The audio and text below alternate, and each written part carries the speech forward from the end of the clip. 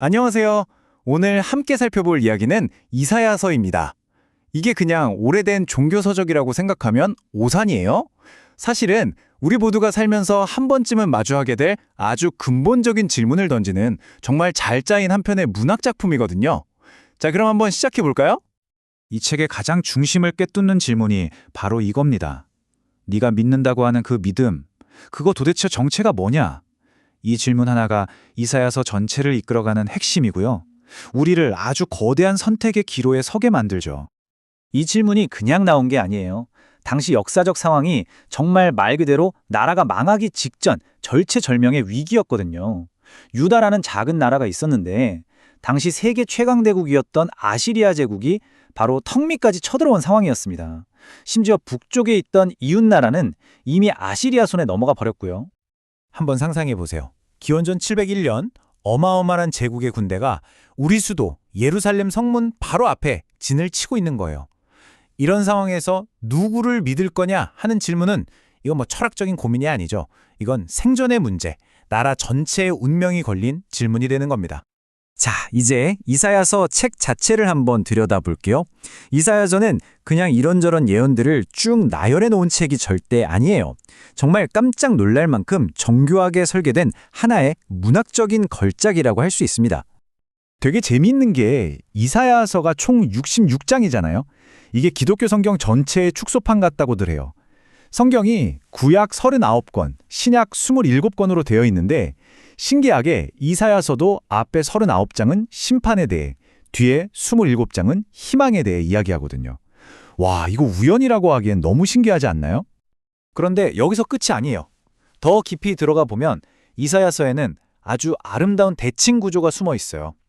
마치 음악에서 도, 레, 미, 파, 미, 레, 도 하고 음계가 올라갔다가 다시 내려오는 것처럼요. 이걸 교차 대칭 구조라고 하는데 이걸 알고 보면 이 책이 진짜 말하고 싶었던 핵심 메시지가 선명하게 보이기 시작합니다. 여기 보세요. 책의 처음과 끝, 그러니까 도와 도 프라임 부분이 이스라엘의 심판과 구원이라는 주제로 서로 마주보고 있죠. 그 안쪽에 레와 레 프라임 부분은 강대국의 몰락과 이스라엘의 회복이라는 주제로 또 짝을 이루고요. 미 부분은 엉뚱한 걸 믿는 게 얼마나 어리석은지에 대해 이야기하죠. 모든 게 의도된 문학적 장치인 거예요. 자, 그럼 이 도레미파 미레도 구조에서 가장 중요한 음은 뭘까요? 바로 정점에 있는 파겠죠. 이 모든 대칭 구조가 딱 한가운데를 가리키고 있는 거예요. 바로 36장부터 39장.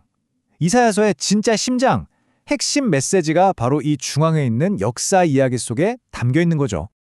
바로 이 핵심 부분에 히스기야 왕의 이야기가 등장합니다. 이사야서가 계속 던졌던 그 질문, 누구를 신뢰할 거냐? 이 질문이 실제 역사 속에서 어떻게 시험대에 올랐는지 보여주는 최고의 실제 사례인 셈이죠. 아시리아 사령관이 유다 백성들 앞에서 쩌렁쩌렁하게 소리칩니다. 야, 니네 왕 히스기야한테 속지 마. 그가 너희한테 하나님을 믿으라고 해도 절대 믿지 마. 이러면서요. 눈에 보이지 않는 신 말고 눈앞에 있는 자기들의 힘을 믿으라고 대놓고 압박하는 거죠. 긴장감이 정말 최고조에 달합니다. 선택지는 딱 두 개로 나뉩니다. 하나는 그냥 우리한테 항복해. 그럼 먹고 살게는 해줄게. 이건 눈앞의 제국을 믿는 아주 현실적인 선택이죠. 다른 하나는 아니야. 하나님이 우리를 분명히 구해주실 거야.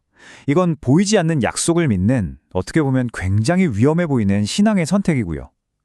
여러분이 히스기야 왕이라면 어떤 선택을 하셨을 것 같으세요? 히스기야는 인간의 힘 앞에 무릎 꿇는 길을 거부해요. 대신 그는 성전으로 갑니다. 그리고는 아시리아 사령관이 보낸 그 조롱 섞인 편지를 하나님 앞에 쫙 펼쳐놓고 기도하죠. 자신의 믿음이 어디에 있는지를 행동으로 똑똑히 보여준 거예요. 그 결과는 정말 드라마틱했습니다. 하룻밤 사이에요. 하나님의 천사가 나타나서 아시리아군이 18만 5천 명을 쓰러뜨립니다. 18만 5천 명이요? 세계 최강이라던 제국은 그냥 하룻밤 만에 아무것도 못하고 물러날 수밖에 없었던 거죠. 아니, 도대체 뭘 믿고 히스기야는 이런 엄청난 선택을 할 수 있었을까요? 그가 가진 신뢰의 근거는 뭘까요? 그 답은 이사야서가 우리에게 보여주는 하나님의 모습, 그 본질에서 찾을 수 있습니다. 이사야 6장에 보면 선지자 이사야가 환상 속에서 하나님을 직접 만나는 장면이 나와요. 거기서 천사들이 끊임없이 외치는 말이 있는데 바로 거룩하다, 거룩하다, 거룩하다입니다. 여기서 말하는 거룩함은 그냥 착하다 정도의 의미가 아니에요. 이건 우리가 믿고 의지할 대상이 어떤 분인지 보여주는 굉장히 중요한 개념입니다. 자, 그래서 핵심은 이겁니다. 이사야가 본 거룩한 하나님은 이 세 가지 속성을 동시에 가지고 계세요. 첫째, 모든 나라와 역사를 뛰어넘는 절대적인 창조주. 둘째, 모든 악을 그냥 넘어가지 않는 공의로운 심판자.